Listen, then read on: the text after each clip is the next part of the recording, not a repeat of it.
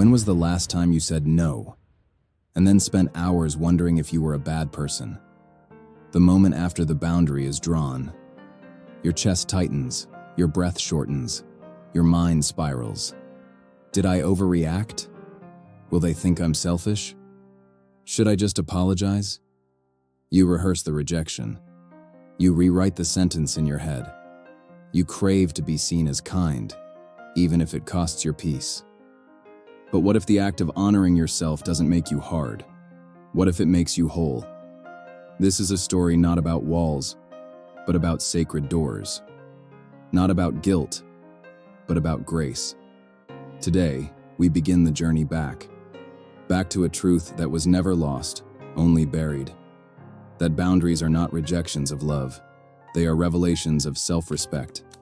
Let us remember, there's a deep myth we inherit, especially those of us taught to be nice, that love is measured by how much we give up, how often we say yes, how willing we are to be flexible, accommodating, available.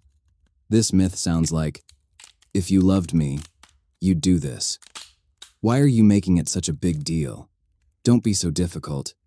And so we learn to bend. We shrink. We let others in. Too far. Too fast. And when we finally speak up, we carry the burden of guilt as if we've committed betrayal. But here's the truth. Love without boundaries is not love. It's fusion. It's fear. It's self-erasure. Psychologist Gabor Mate reminds us, when we have to choose between attachment and authenticity, we often choose attachment. Boundaries are the bridge between the two. They say, I want to connect with you and with me. I refuse to lose either. And in that, we begin to return to ourselves. Take a breath now. Gently close your eyes if you're able. Let the outside world fade, not disappear, just soften. Imagine this. You are standing at the edge of a beautiful garden. The air is rich with the scent of soil, jasmine, and memory. Inside the garden are all the things you cherish. Your peace, your dreams, your energy, your time. This garden is you. Now look around the perimeter. There is a gate. Elegant, clear, strong. You walk over and touch it.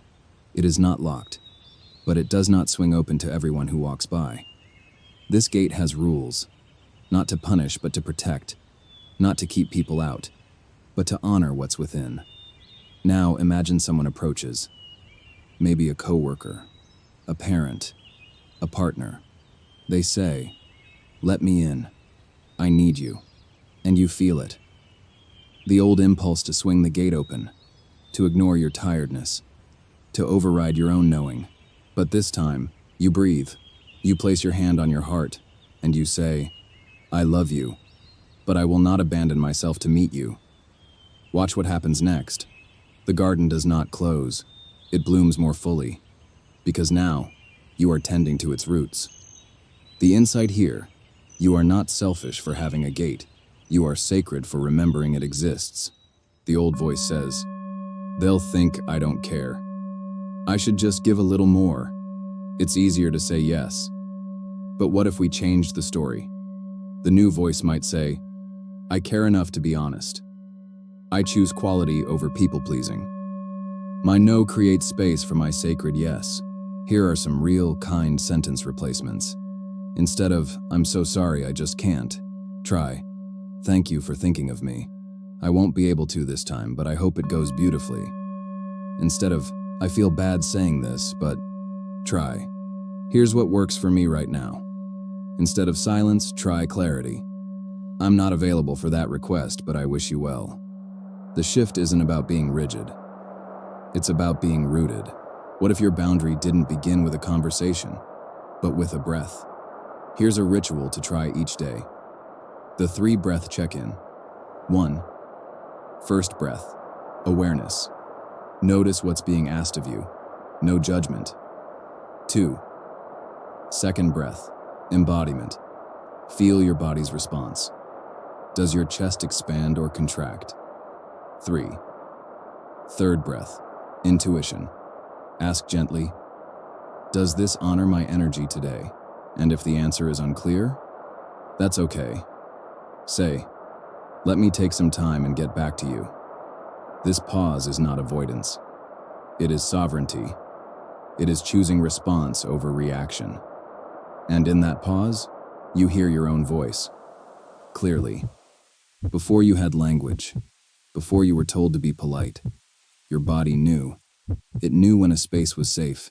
It knew when you were overextended. It knew when a yes cost too much. Today you return to that knowing. Try this. Think of a moment you ignored your own needs. Where in your body do you feel that memory?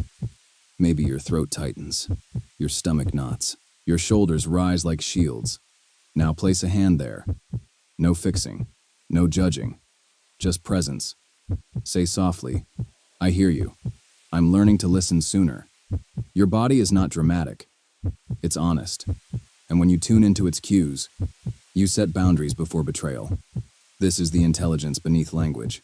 Some boundaries never got expressed because we didn't yet have the words. That's okay. Creation gives us another chance. Write a letter you'll never send. Paint a scene where your no was honored. Sing a note that releases the held breath. Dance the rhythm of your reclaimed space. These are not just expressions. They are restorations. Every stroke, every sentence, every motion says, I matter. My inner world is worth shaping. Boundaries are not always conversations. Sometimes they're songs. Sometimes they're silence. Sometimes they're the space between two brushstrokes. You get to choose. There's a fear. If I draw the line, I'll be alone. But the deeper truth is, without boundaries, we're not in relationship. We're in performance. When you set a boundary with someone, you give them the gift of your truth. You say, I trust you enough to be real. I respect you enough to show up with clarity. I value us enough to protect my energy. Not everyone will understand. And that's okay, because boundaries are also filters.